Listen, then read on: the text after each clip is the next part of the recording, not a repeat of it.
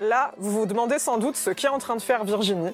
On l'a mis devant 5 emojis au confessionnal. Elle est en train d'écrire des questions. Je vous en dis pas plus. Vous découvrirez le reste dans l'émission et ça commence maintenant.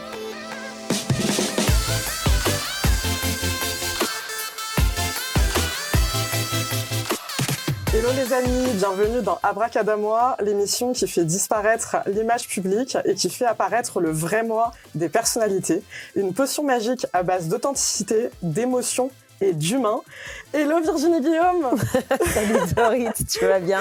Je suis trop contente de t'avoir avec moi. Tu vas me faire disparaître vraiment complètement? Je vais plus là, je vais me désagréger. Surtout pas, en plus t'es magnifique. Désintérêt. Oh, écoute. Un magnifique make-up. Oh mais écoute, merci Louane, heureusement qu'elle est là. Merci Louane, exceptionnelle. Je suis trop contente que tu sois là. Moi aussi je suis ravie, ça va? Mais ça va super. C'est ta première? C'est ma première émission en tant qu'animation, ouais, je suis... Alors, ça avec fait quoi? Toi, bah écoute... c'est ouf parce que t'es là et moi je te voyais à la télé quoi. C'est toi, c'est toi. Et non mais on va le dire, Virginie, t'as quand même une carrière de ouf. Virginie Guillaume, elle a animé quand même la Nouvelle Star, les Victoires de la musique. T'as été la porte-parole de la France à l'Eurovision. Enfin, je suis honorée que tu sois là aujourd'hui, alors, quoi. porte-parole, c'est un grand mot quand même, parce qu'à l'Eurovision, tu donnes quand même quelques chiffres et pas grand-chose. T'es pas non plus... Mais ouais, j'ai eu de la chance, c'est vrai que... C'est du travail, c'est pas de la chance. Oui, non, mais on m'a fait faire pas mal de choses, si tu veux, effectivement, très vite et très tôt en télévision, alors que j'avais pas forcément aspiré à ça. Et c'est vrai que c'est une expérience de dingue. Quand tu te retournes, tu te dis, waouh, c'est quand même chouette, quoi. C'est fascinant de pouvoir... vivre ces émotions-là. Bah ouais, j'imagine, de fou. Mais justement, à un moment, on t'a plus vu. T'es passé où? C'est ça la grande question, en fait. À un moment, on te voyait dingue, en fait, partout. c'est la question qui est folle. C'est-à-dire qu'en fait, je me rends compte, parce que souvent on me la pose, c'est-à-dire tout d'un coup, quand t'es à l'image et que tu disparais de l'image publique, les gens se disent, mais elle a disparu, en fait, du monde, comme si tu ne vivais plus en dehors de l'image. Mais heureusement, il y a une vie à côté, et elle était là déjà avec l'image, et aussi sans l'image. En fait, j'ai eu envie de faire du théâtre. J'en ai eu un peu, pas marre de la télévision, mais j'avais envie de faire autre chose, et comme je suis fascinée par le théâtre depuis toujours, par les décors, par la scène, par le texte, par la voix, par, enfin, tout ce qui va, les costumes, etc., ce qui touche au théâtre, et la comédie en général, j'avais très envie. Et Philippe Lelouch est venu me voir il y a déjà très longtemps. Ouais. Il est revenu me voir. C'était donc juste avant le Covid, en 2019. Il est venu me voir et il me dit, écoute, est-ce que t'as pas envie, ça y est, de sauter le pas et de jouer? Et je dis, ben, ouais. J'étais entre deux cafés, je tremblais, je voyais tout mon corps qui se décomposait. J'ai dit, j'ai envie, mais j'ai très très peur soudainement. Et or, je n'avais jamais peur en télévision. Et tout d'un coup, la peur m'a envahi. C'était le premier sentiment que j'ai eu pour la première fois. Alors que c'est vrai qu'on aurait pu imaginer que sur d'autres primes, etc. Je parlais pendant 3 heures, tu sais, j'arrête plus de parler moi. Mais sur des primes, etc., sur les directs, j'allais avoir peur, j'allais être terrifiée. Non, la vraie peur, je l'ai connue sur scène la première fois que j'ai joué avec Philippe. On a joué Le Temps qui reste avec David Brécourt et puis Christian Vadim. Et tous les 4, on s'est retrouvés sur scène. Eux connaissaient très bien la scène, maîtrisaient parfaitement le théâtre, moi pas. Ouais. C'était la première fois. J'avais joué aussi avec Olivier Mine et tous les animateurs de France 2, une pièce aussi, un feudo, c'était génial. Mais c'était pas exactement la même chose. Là, on m'avait choisi en tant que comédienne, pas en tant qu'animatrice qui fait de la télé, tu vois. C'est différent quand même. Ouais. Et donc j'ai joué. Et ça a été fantastique. Et puis ça s'est arrêté parce qu'il y a eu le Covid. Donc voilà. Premier confinement, les théâtres ferment. On a attendu, puis deuxième confinement, etc. Donc en fait, oui, j'ai disparu de la télévision pour pouvoir à la fois avoir ma petite fille. Ouais. Donc mon deuxième enfant, j'ai eu ma fille, je me suis arrêtée, j'avais envie de faire une pause. Puis après le théâtre, puis premier confinement, puis deuxième confinement, puis troisième. Enfin, ça ne s'est jamais arrêté. Et donc tout ça, c'est en fait 4 ans passés. Ouais. Et me voilà sur un autre enjeu maintenant qui est celui de l'éducation et d'un JT. Mais c'était complètement différent. Et en fait, j'ai eu une expérience dingue pendant toutes ces années. Mais comme tu dis, c'est super intéressant parce que finalement, nous, on retient ce qu'on voit sur les grandes chaînes. Et t'as pas disparu de la surface du monde, c'est juste que t'as pris un chemin de vie différent avec d'autres projets, mais qui sont accomplis aussi toi personnellement différemment, quoi. Ah oui, bien sûr. De toute façon, tout ce que tu fais te permet de t'accomplir quoi qu'il arrive, et ça dès le plus jeune âge. Mais c'est vrai que d'avoir une autre expérience qui est celle du théâtre, qui est de la confrontation en fait, d'être en permanence, si tu veux, sur un abîme. En permanence, t'es en haut d'une falaise et tu te dis, ok, est-ce que j'y vais? Est-ce que tu fais aujourd'hui, par exemple, ta nouvelle émission, etc. Moi, c'était pareil, de me dire à chaque fois, ok, tu crées. Alors, je sauve pas des vies. Je ne suis pas dans un endroit de conflit, etc. et tout, en guerre et tout. Mais à ma façon, dans mon expérience et ma petite vie, c'est aussi une façon de te mettre en risque en permanence. C'est ça. Et j'adore ça, j'avoue. Ouais. Mais j'allais te le demander justement. Alors c'est pas du tout prévu, mais je trouve que c'est super intéressant. C'est quoi qui t'a donné envie justement de franchir ce pas-là? Parce que finalement, si on regarde, entre guillemets, t'avais une autoroute assez confortable dans le sens où au bout d'un moment, j'imagine, ça y est, tu connaissais les plateaux, hein, t'as fait de très grandes choses, même si je connais ton humilité et à quel point t'es chill et super cool. Tu peux rester là-dedans, hein. C'est la facilité quelque part de te dire, ça y est, j'ai mes marques.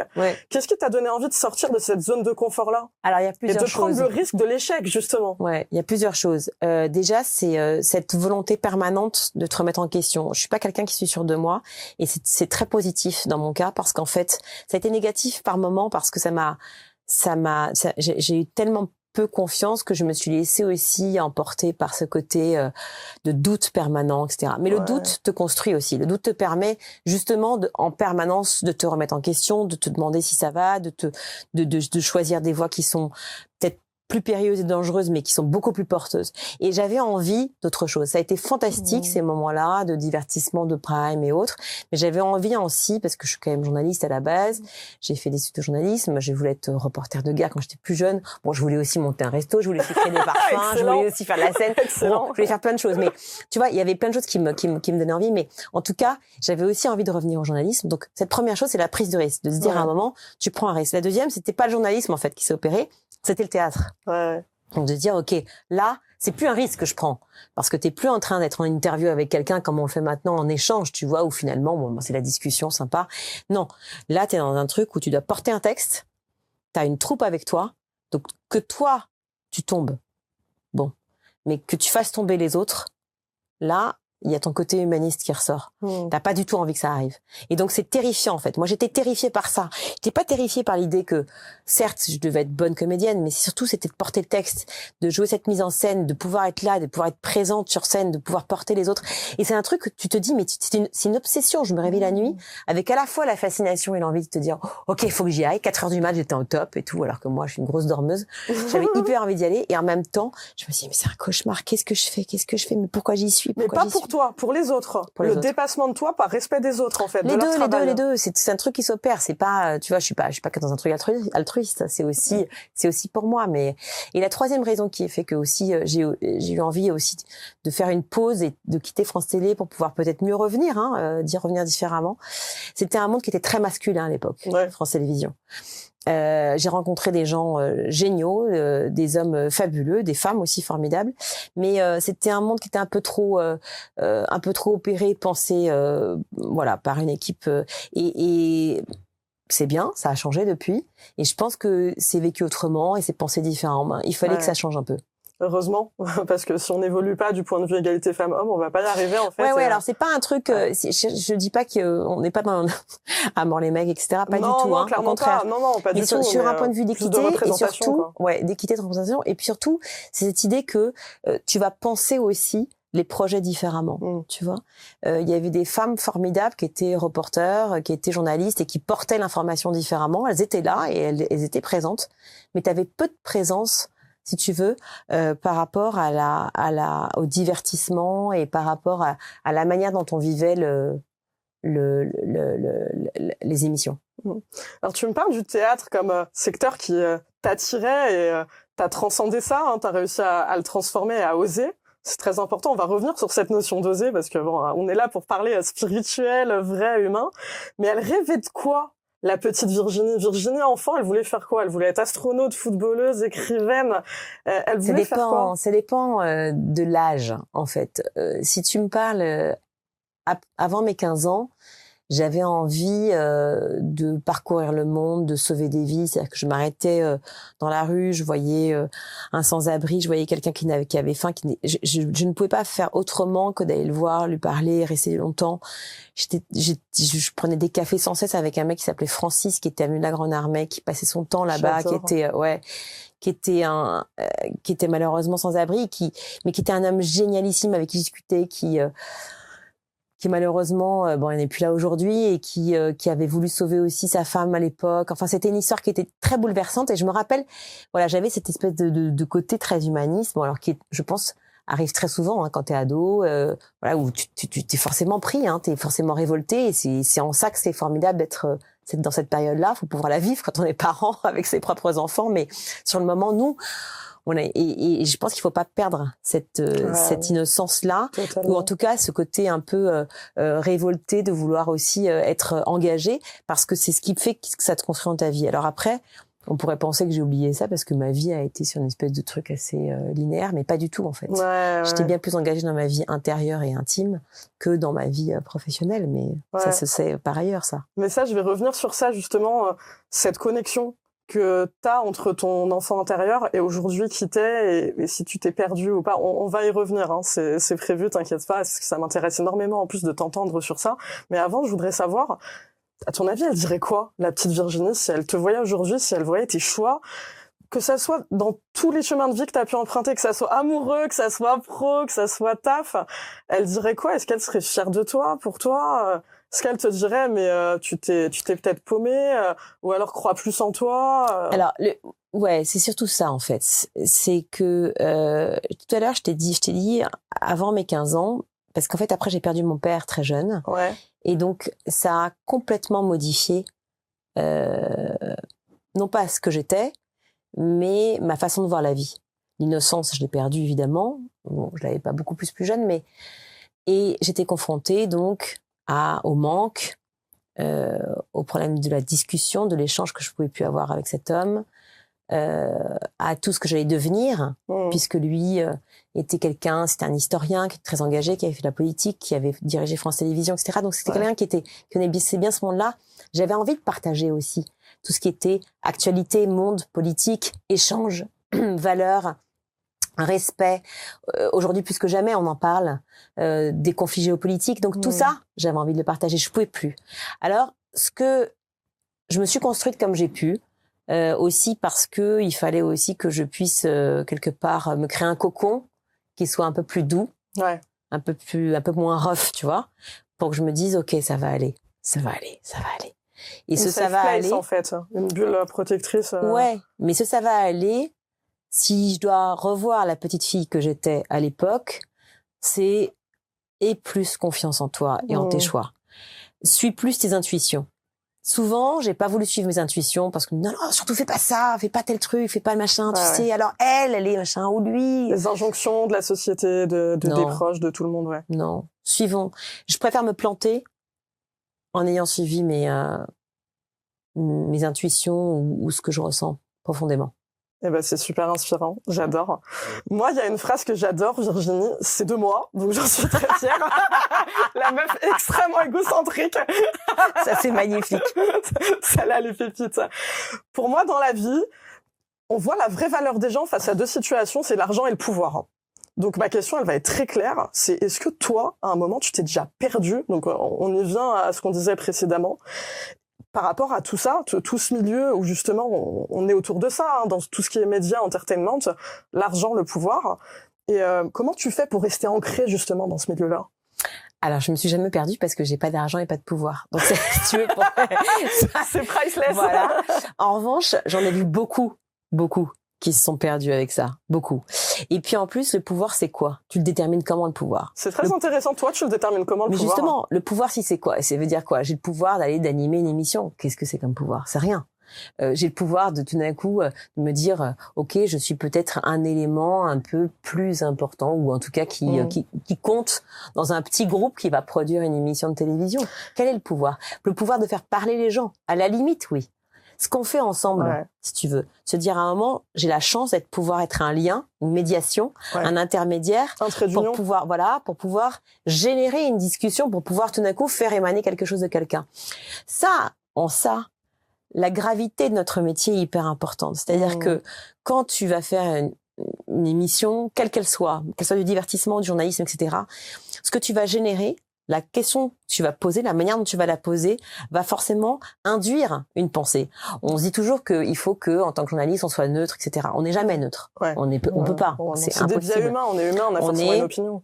on a forcément, en tout cas je l'espère, une opinion, un avis sur les choses, etc. Quand tu vas poser des questions, forcément tu vas essayer d'angler. Mais tu l'angles pas pour pouvoir générer la réponse que tu souhaites. Moi, je sais le seul pouvoir auquel je fais attention, c'est celui-là. C'est de me dire, reste à l'écoute de tout ce qui peut se dire, parce que tout est bon à prendre, parce que toutes les idées sont à confronter. Et j'ai pas à modifier la vie ou l'idée de quelqu'un. Alors ça, ouais, je suis fière de ce que mon métier m'apporte, mais l'argent, le pouvoir, c'est quoi? En revanche, de penser que l'argent est utile, oui, c'est une nécessité pour bouffer, pour se loger, pour beaucoup qui n'ont pas, pour la plupart d'ailleurs. Et moi, qui ai connu des périodes qui étaient plus fastes et d'autres beaucoup moins, et je sais à quel point c'est une condition pour avoir le strict minimum, mais en aucun cas pour être heureux. Mais ça, c'est ton mindset, parce que t'es très ancré, et je pense que justement, tu dois avoir ce vécu qui fait que t'oublies pas d'où tu viens, ce que t'as vécu, beaucoup d'humilité, probablement l'éducation, hein. Il faudrait qu'on refasse encore 3 heures d'interview autour de ça, mais tu le sais, tu l'as dit toi-même, il y a des gens qui se sont perdus là-dedans, donc tu sais que c'est possible. Et j'aimerais juste te poser une question par rapport à ça, c'est est-ce qu'on parle pas plutôt d'illusion du pouvoir? Parce que tu le sais comme moi, tu vas dire aux gens, je fais de la télé, on te regarde plus pareil. D'un coup, on dit, elle est importante. Tu vois, les gens associent. Quelle hérésie! Oui. Quelle hérésie! Oui, mais on parle d'illusion. Mais en revanche, là où ils sont importants, je dis ils volontairement, si tu prends les grands de la télévision, si tu prends Jacques Chancel, si tu prends Drucker, si tu prends Ardisson, si tu prends qui que tu veux, qui ont amené quelque chose, Pollack et autres, Arlette Chabot, je sais pas, plein d'autres, qui ont amené des choses différentes en télévision, si tu prends que cet univers-là. Ouais. Oui, parce que ce sont ceux qui ont permis aussi des discussions extraordinaires, qui ont permis des échanges fabuleux. Tu prends l'assiette anglaise, je me souviens plus comment ça s'appelait, Bernard Rapp, voilà. Tu prends des mecs qui ont pu t'amener des émotions dingues. Tu reprends Decaune et Garcia, mais Decaune et Garcia, parce que c'est à la limite plus jeune comme référence, d'accord.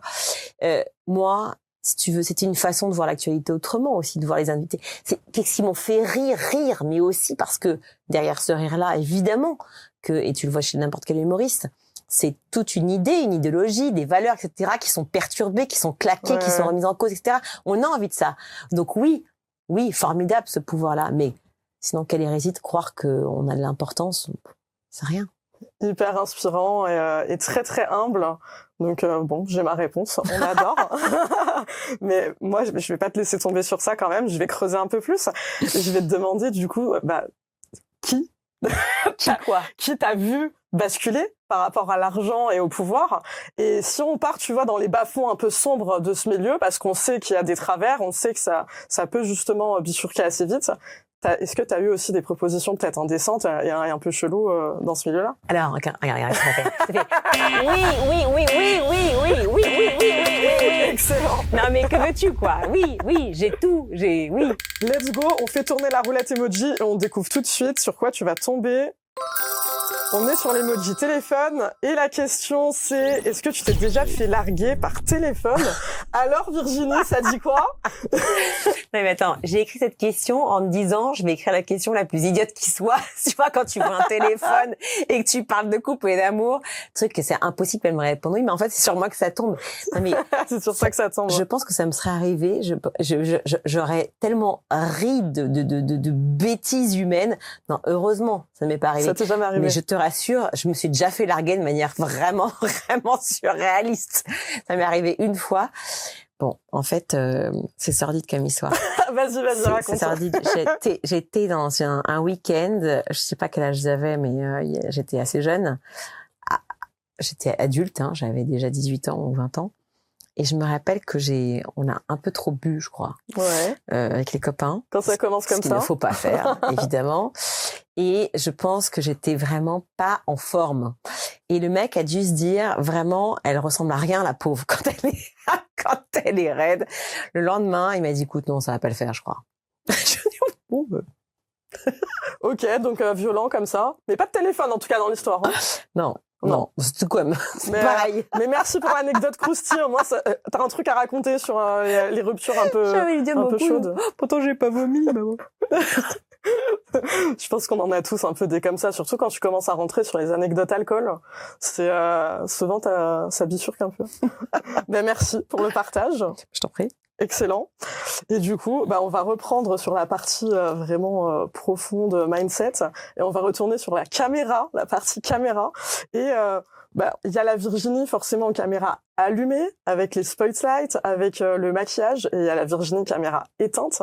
Et moi, ce qui va m'intéresser, c'est de savoir justement qu'est-ce qu'elle fait, Virginie caméra éteinte, et comment tu gères la pression. Parce qu'on le sait, la télé c'est une pièce de théâtre. On a un masque, on arrive.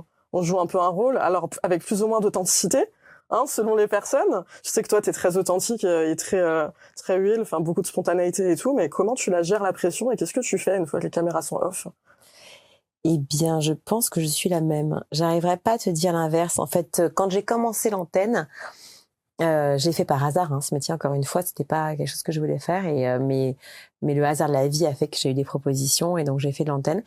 Et au début, comme c'est un métier, mon père en était un peu mort de ce métier-là, c'est-à-dire que avoir présidé France Télévisions, etc., son histoire a été assez complexe, donc j'avais un rapport avec la télévision qui était un rapport de amour-haine. Mes parents étant dans ce métier-là, dans cet univers-là, à la fois je l'aimais et à la fois je le redoutais.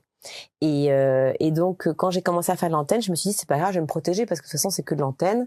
Ouais. Donc tu souris, tu machin, et donc c'est pour ça que j'avais beaucoup ce côté très souriant, très valant, etc. et tout, mais où ça allait pas m'atteindre. Ouais. Et en fait, je ne sais plus qui m'a dit ça un jour, je sais plus si c'est Nagui ou Thierry Ardisson, qui m'a dit, tu sais, en fait, la télévision, on croit qu'on ne va pas faire ressortir en l'autre ce qu'il est vraiment, qu'on va pouvoir se protéger, que c'est. Mais en fait non, pas du tout. On va chercher. Et je crois profondément, oui, que on ressent finalement ce que l'on est assez terriblement à l'antenne. Toi, tu le ressens comme ça, qu'il y a une conscience de soi à l'antenne? Ouais, j'y crois pas trop. Je crois que ceux qui sont faux, en fait, ça se voit tout de suite. Ouais.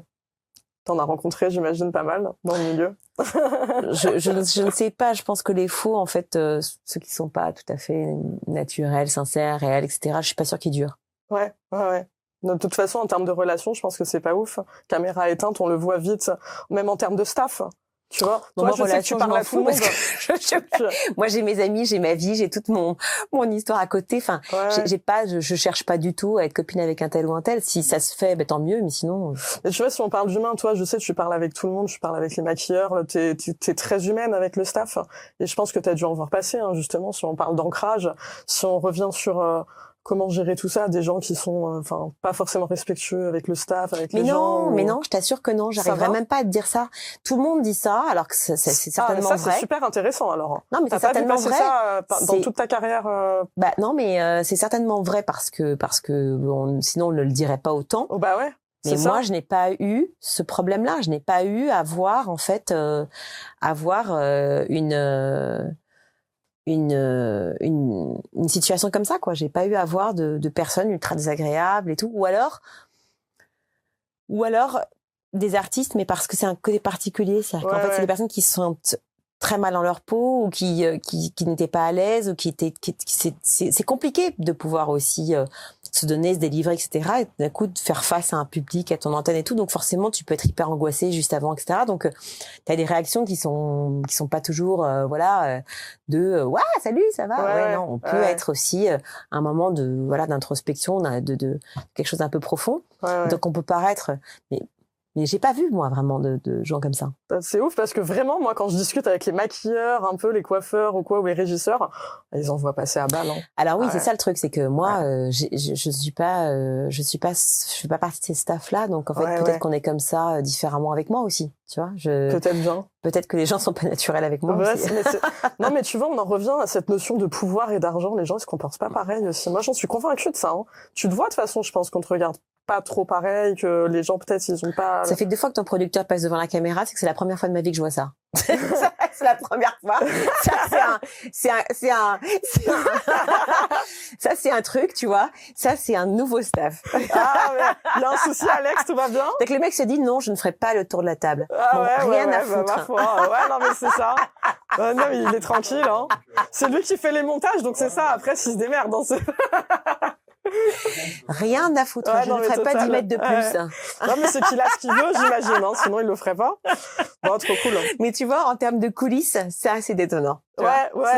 Bon, ça révèle un truc, tu vois. Un petit making-of sur ça. Je sais pas comment on va faire. On va faire Alex qui fait ça live Alex, tu veux pas te poser? Alex, viens parler. Assis-toi sur le canapé et viens parler. Alors, Alex, raconte-nous ton enfant intérieur. Viens parler. Pourquoi tu ne fais pas, Alex? Pourquoi tu ne fais pas le tour? Tu vas faire la roulette emoji, du coup, et tu vas te coller la question de Virginie. On adore, c'est génial. Merci de t'être livré comme ça, d'avoir joué le jeu. Et à mon tour, enfin, de jouer le jeu et justement, de mouiller un petit peu le maillot. Donc, moi aussi. Ah. Je vais buzzer. Bah, attends, tu vas buzzer, si tu sais pas. Ça y est. C'est moi qui pose des questions, tu sais pas encore. Et là, tu vas passer justement en mode intervieweuse, hein. Ah. Donc là, on va lancer la roulette emoji et ça va s'arrêter sur un emoji et je vais répondre à la question que tu as écrite et je vais mouiller un petit peu le maillot à mon tour. J'espère qu'elle sera intéressante, cette question. J'ai trop hâte de savoir ce que tu m'as réservé. Alors la question, as-tu besoin d'aimer pour... C'est incroyable parce que je suis à fond là-dessus en ce moment, à réfléchir sur ça parce que je suis fraîchement divorcée. Ah, tu réfléchis toi là-dessus? Ouais, de ouf. Ah bon? Ouais, parce que je suis fraîchement divorcée, là, ça fait même pas un mois. Et je me dis, mais en fait... À un moment, il va se poser la question de me dire, comment je vais faire? Comment tu vas faire, pourquoi? Comment je vais faire sentimentalement? C'est là, je suis un peu démunie. On va pas partir en psychothérapie parce que ça peut être très très long. Mais je me dis, est-ce que je suis capable, on va parler français, est-ce que je suis capable d'avoir des plans cul? Est-ce que je vais me lancer à nouveau dans une relation sérieuse? Est-ce que je vais toujours être aussi, parce que je sais que j'ai été, dans ce schéma un peu de dépendance affective, en mode, je sais pas être seule? Mais si tu es consciente que tu as été dans un schéma de dépendance affective, est-ce que tu as envie déjà de le travailler pour pouvoir sortir d'une dépendance, pour pouvoir mieux aimer? Ouais, totalement. Mais là, justement, je suis là-dedans et je t'avoue que je suis assez choquée de moi-même parce que depuis juillet qu'on est séparés, j'apprends à être seule et à apprécier ma propre compagnie. Et c'est un truc que j'aurais été incapable de te dire il y a quelques mois. Et aujourd'hui, je peux te dire vraiment honnêtement et sans déni que si je fais rentrer quelqu'un dans ma vie, ça sera sans urgence émotionnelle. Parce que je pense que tu vois, elle est super intéressante, cette notion d'urgence émotionnelle. C'est qu'aujourd'hui, c'est un bordel. Les gens, ils font rentrer n'importe qui dans leur vie parce qu'ils savent pas être seuls. Et dont des gens toxiques qui vont complètement, excuse-moi, mais te niquer ta vie, te niquer tes énergies. Et on n'a pas besoin de ça. Surtout, nous, dans nos vies, où ça va vite, où on a des projets, toi, beaucoup plus que moi. Mais moi, je sais que par rapport à mes projets et à mes ambitions, c'est ma carrière, ce qui me stimule, ce qui me rend vraiment heureuse et ce qui me fait vibrer aujourd'hui, c'est ça. Donc, si je veux quelqu'un aujourd'hui, ça sera quelqu'un qui peut me tirer vers le haut, me compléter, l'altérité, et surtout pas m'apporter, tu vois, une charge mentale négative, quoi. Mais ce qui est fou, c'est que tu les définis comme une charge mentale négative auparavant, ce qui prouve bien que c'était peut-être pas la bonne personne, c'était pas juste la charge, tu vois, en question, c'était peut-être... Donc tu vas te laisser la possibilité aussi de faire rentrer quelqu'un, même si c'était pas le moment choisi.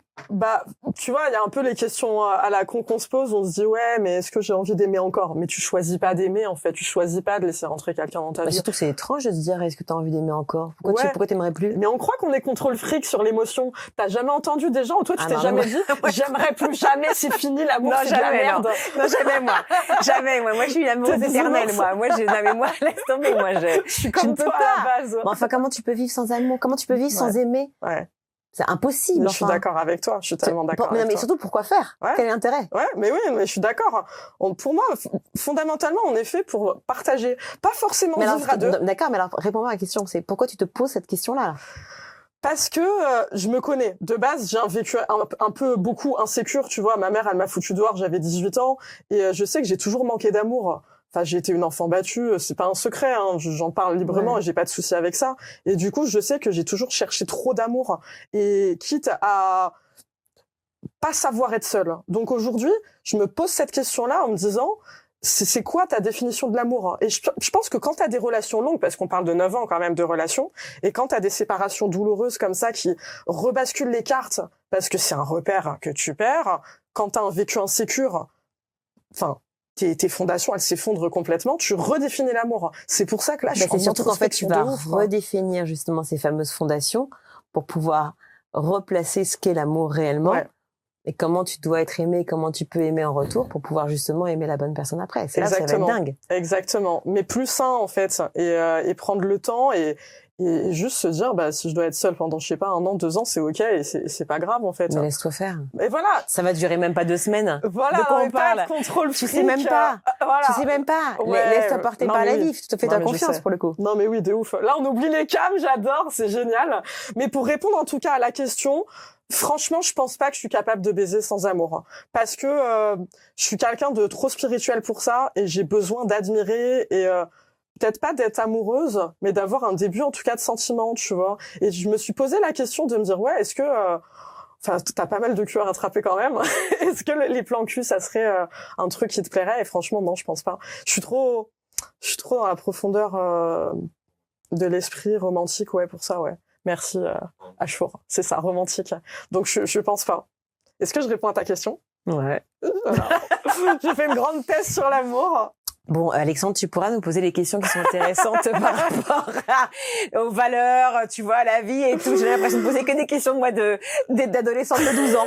Alors, tu t'es fait larguer par téléphone? Ouais, Alors, est-ce que oui, mais non, mais on sait qu'il y en avait d'autres, mais c'est juste que la roulette est tombée là-dessus. Mais en vrai, c'est intéressant parce que tu vois, on arrive à donner une dimension aussi spirituelle et profonde, et on est totalement dans le thème de ouf, quoi.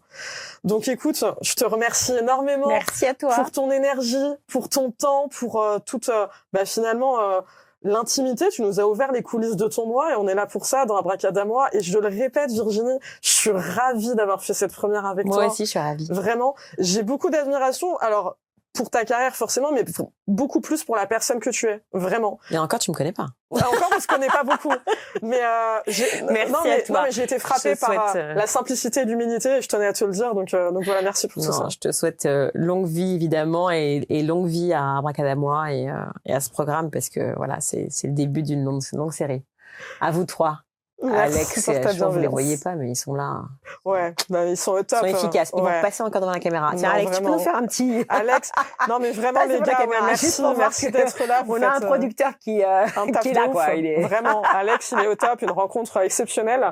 Merci à Flo et à Macram d'ailleurs pour la mise en relation. On leur fait un petit big up. Alex, producteur exceptionnel. On a Achour qui est formidable. On a Louane qui est au maquillage à côté. Enfin, on remercie le staff pour tout le taf autour de tout ça. On n'oubliera pas la première. Hein. Et merci à vous qui avez suivi Abracadamois. Prenez soin de vous, kiffez la vie, et surtout soyez vous-même.